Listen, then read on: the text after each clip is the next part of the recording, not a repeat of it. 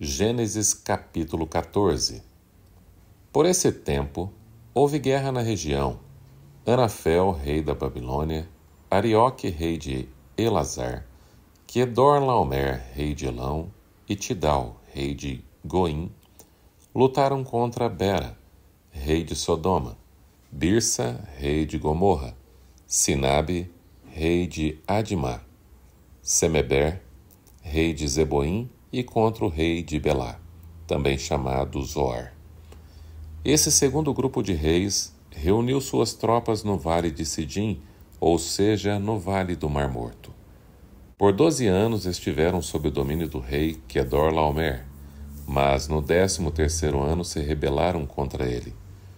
Um ano depois, Quedorlaomer e seus aliados vieram e derrotaram os Refaíns em Astarote Carnaim, os Zuzins em An, os Emins em Savé Quiriate e os Oreus no monte Seir, até El Parã, à beira do deserto.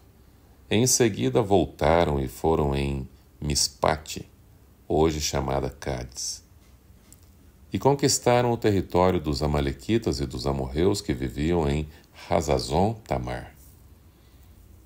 Então os reis de Sodoma, Gomorra, Adimá, Zeboim e Belá, também chamada Zoar, se prepararam para a batalha no vale do Mar Morto. Lutaram contra Quedorlaomer, rei de Elão, Tidal, rei de Goim, Anafel, rei de Babilônia, e Arioque, rei de Elazar, 4 reis contra 5. Acontece que o vale do Mar Morto era cheio de poços de betume. Quando o exército dos reis de Sodoma e Gomorra fugiu, alguns dos soldados caíram nos poços de betume, enquanto o restante escapou para as montanhas. Os invasores vitoriosos saquearam Sodoma e Gomorra e partiram para casa, levando consigo todos os espólios da guerra e os mantimentos. Também capturaram Ló, o sobrinho de Abrão, que morava em Sodoma, e tudo o que ele possuía. Um dos homens de Ló, porém, conseguiu escapar e contou tudo a Abrão, o hebreu, que morava junto ao bosque de carvalhos pertencentes a Manre, o amorreu. Manre e seus parentes, Escol e Aner, eram aliados de Abrão. Quando Abrão soube que seu sobrinho Ló havia sido capturado, mobilizou os 318 homens treinados que tinham nascido em sua casa. Perseguiu o exército de Quedorlaomer até alcançá-los em Dan, onde dividiu os homens em grupos e atacou durante a noite. O exército de Quedorlaomer fugiu, mas Abrão o perseguiu até Obá, ao norte de Damasco. Abrão recuperou todos os bens saqueados e trouxe de volta Ló, seu sobrinho, com todos os seus bens, as mulheres e os outros prisioneiros. Melquisedeque abençoou a Abrão. Depois que Abrão regressou vitorioso do conflito com Quedorlaomer e todos os seus aliados, o rei de Sodoma saiu ao seu encontro no vale de Savé, conhecido como Vale do Rei. Melquisedeque, rei de Salém, o sacerdote do Deus Altíssimo, trouxe pão e vinho e abençoou Abrão, dizendo: Bendito seja Abrão pelo Deus Altíssimo, Criador dos céus e da terra. E bendito seja o Deus Altíssimo que derrotou seus inimigos por você. Então Abrão entregou a Melquisedeque 1/10 de todos os bens que havia recuperado. O rei de Sodoma disse a Abrão: Devolva-me apenas as pessoas que foram capturadas. Fique com os bens que você recuperou. Abrão respondeu ao rei de Sodoma: Juro solenemente diante do Senhor, o Deus Altíssimo, Criador dos céus e da terra, que não ficarei com coisa alguma do que é seu, nem sequer um fio ou uma correia de sandália. Do contrário, o rei poderia dizer: Fui eu que enriqueci Abrão. Aceito apenas aquilo que meus jovens guerreiros comeram e peço que dê uma parte justa dos bens a Aner, Escol e Manre, meus aliados. O Revados por sua palavra de hoje nos ensina grandes lições para a nossa vida. Ressalta o poder e as consequências das escolhas de Ló. A Bíblia não esconde os caminhos que escolhemos trilhar. nem as dores que esses caminhos às vezes trazem.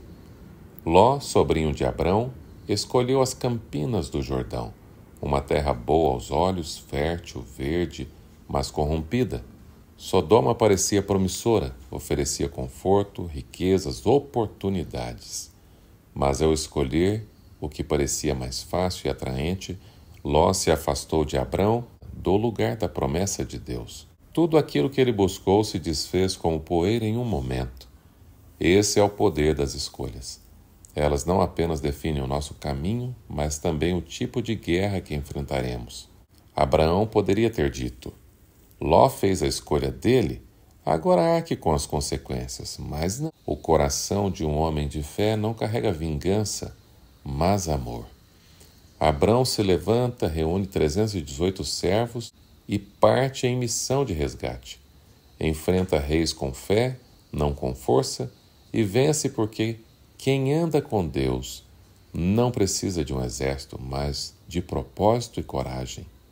Às vezes Deus nos chama para batalhas que não são nossas, mas de alguém que amamos, alguém que se perdeu no caminho.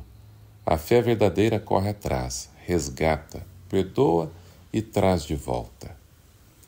Abrão sabia dos perigos, mas o amor é mais forte que o medo. Ele não pensou no custo, mas no valor de Ló. E que lição para nós! Quantas vezes desistimos de pessoas que escolheram mal? Abrão nos ensina: vale a pena lutar por quem se perdeu. Deus pode estar te chamando hoje para ser um instrumento de resgate. Quem você pode resgatar com amor e oração? Na volta da batalha, surge Melquisedeque, que aponta para Cristo, rei de Salém, sacerdote do Deus Altíssimo. Ele oferece pão e vinho e abençoa Abrão. Que imagem poderosa! Um sacerdote eterno que aparece no meio da história para lembrar que a vitória vem do alto. Melquisedeque é sombra de Jesus Cristo, nosso sumo sacerdote. No meio das lutas, ele nos encontra, nos alimenta, nos abençoa, nos fortalece para continuar. Depois da batalha, você não precisa apenas de descanso, mas de renovo espiritual. Cristo está à tua espera com pão e vinho, lembrando que a verdadeira vitória é dele e que você pertence ao reino da paz.